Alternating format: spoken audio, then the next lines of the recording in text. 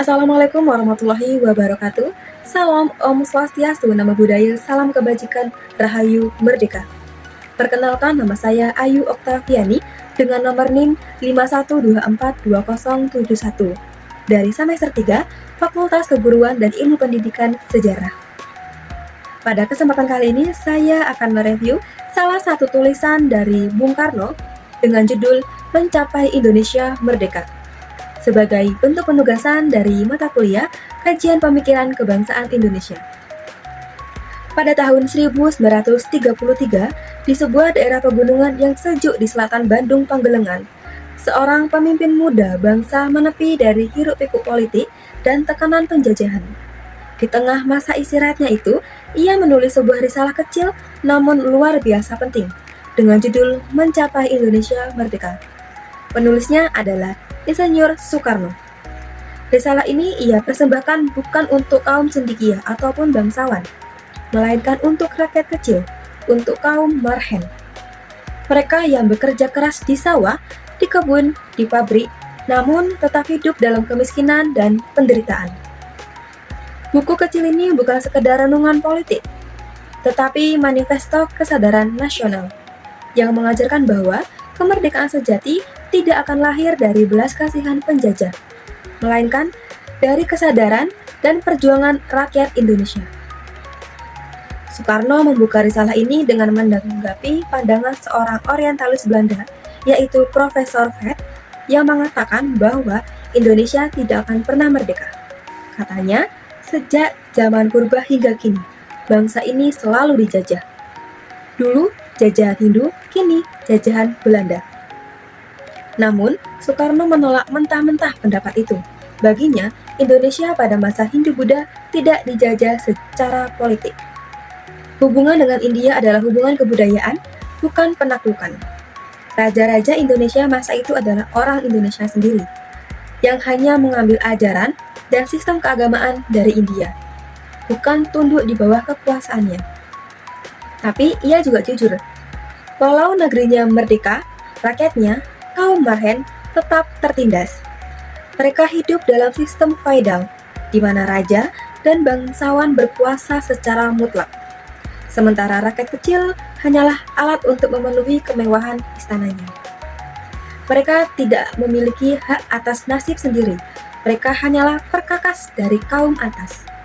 Soekarno menyimpulkan bahwa penderitaan rakyat Indonesia bukan hanya karena penjajahan asing, tetapi juga karena sistem sosial yang menindas dari bangsanya sendiri.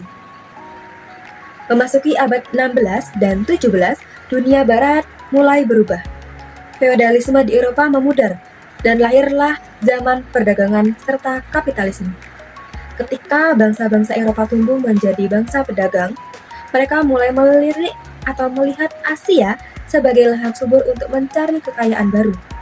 Salah satunya adalah Indonesia, yang kala itu sedang melemah akibat pergantian zaman dari kerajaan-kerajaan Hindu menjadi kerajaan Islam.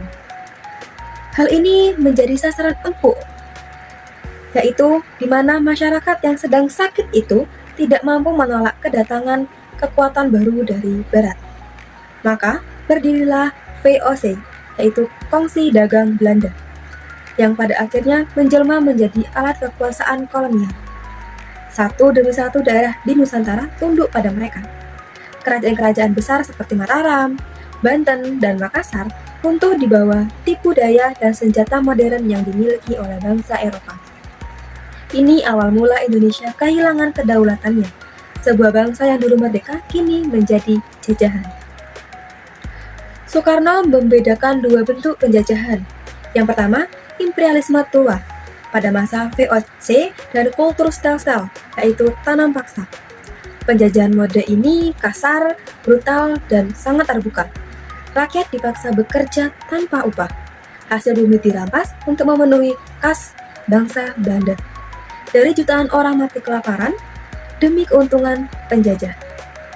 Yang kedua, imperialisme modern yang muncul setelah tahun 1870 dengan wajah yang lebih sopan. Belanda membuka ekonomi Hindia bagi modal asing melalui undang-undang agraria dan gula.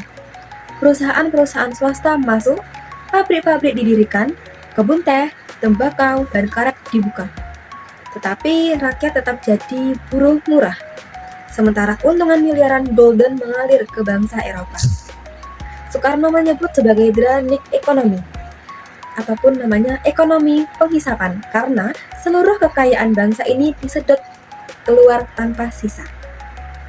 Lalu, bagaimana keadaan rakyat Indonesia, kaum Marhen? Soekarno menjawab dengan data yang tegas. Seorang peneliti Belanda, Dr. Hauder, menyebutkan bahwa rata-rata penghasilan petani Indonesia hanya 135 golden setahun.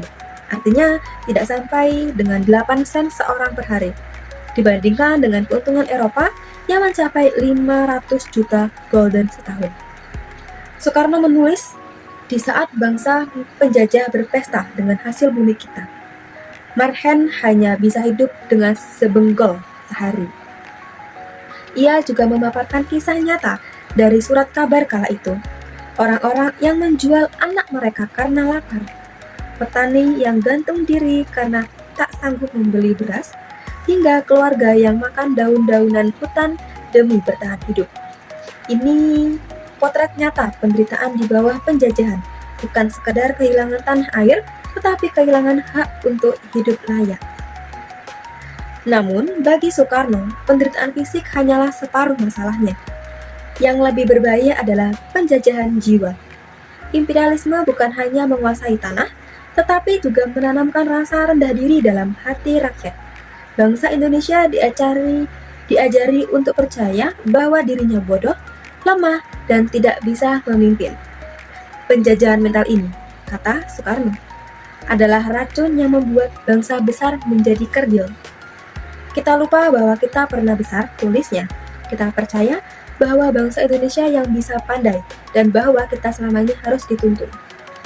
Bangsa yang hilang rasa percaya diri akan kehilangan kemerdekaannya bahkan sebelum berjuang. Tapi, di balik gelapnya penjajahan, Soekarno melihat secercah cahaya, katanya. Di timur matahari mulai bercahaya. Fajar kebangkitan mulai tampak. Rakyat mulai sadar bahwa penderitaan mereka bukan takdir, melainkan akibat sistem yang menindas. Pergerakan-pergerakan rakyat mulai tumbuh, dari Serikat Islam, Indis Partis, hingga PNI. Kesadaran menggantikan keputusasaan. Soekarno menulis dengan penuh semangat, kalimatnya seperti ini. Bukan waktunya lagi kita mengeluh. Kita harus berjuang dengan kemauan sekeras baja, urat saraf sekuat besi, dan keyakinan sebesar gunung. Bangsa yang tertindas harus bangkit, bukan dengan tangis tapi dengan tindakan. Dalam risalah ini, Soekarno juga menegaskan pentingnya partai politik rakyat. Bagi Soekarno, partai bukan sekedar alat perebutan kekuasaan, tetapi alat perjuangan ideologis. Partai harus menjadi wadah pendidikan politik rakyat, yang menanamkan kesadaran dan mengorganisir aksi. Beliau menulis, pergerakan ini bukan pergerakan kecil-kecilan. Ia harus menggulingkan sistem kapitalis dan imperialisme, mengganti masyarakat lama dengan masyarakat yang adil dan setara. Partai yang sejati bukan sekedar ingin naik upah atau naik pajak turun, tetapi ingin mengubah seluruh tatanan masyarakat. Hanya melalui aksi massa yang sadar dan terorganisir, kemerdekaan sejati bisa dicapai. Soekarno menutup risalah ini dengan keyakinan penuh bahwa kebangkitan rakyat adalah hukum sejarah. Ia menulis, setiap makhluk yang terinjak pasti bergerak, bahkan cacing pun akan menggeliat bila diinjak. Bangsa Indonesia mungkin lama tidur, tetapi tidak mati. Kesadaran akan penderitaan akan melahirkan kekuatan, dan kekuatan itu akan melahirkan kemerdekaan. Fajar telah menyingsing, kata Soekarno. Sambutlah fajar itu dengan kesadaran, dan engkau akan segera melihat matahari terbit. Dan benar, 12 tahun setelah risalah ini ditulis pada tanggal 17 Agustus 1945, matahari itu benar-benar terbit di langit Nusantara. Mencapai Indonesia merdeka bukan sekedar tulisan politik, ia adalah kitab kesadaran, sebuah ajaran tentang harga diri, kepercayaan, dan perjuangan. Pesan Soekarno masih sangat relevan. Bahkan kemerdekaan bukan hanya lepas dari penjajahan, tetapi juga bebas dari kebodohan, kemiskinan, dan ketakutan. bahwa bangsa yang besar adalah bangsa yang percaya pada dirinya sendiri. Indonesia telah merdeka, namun perjuangan untuk menjadi bangsa yang benar-benar bebas masih harus terus dilanjutkan. Dalam pikiran, dalam ekonomi, dalam jiwa. Hanya rakyat yang mau merdeka yang bisa merdeka. Insinyur Soekarno. Sekian dari saya, terima kasih, semoga bermanfaat.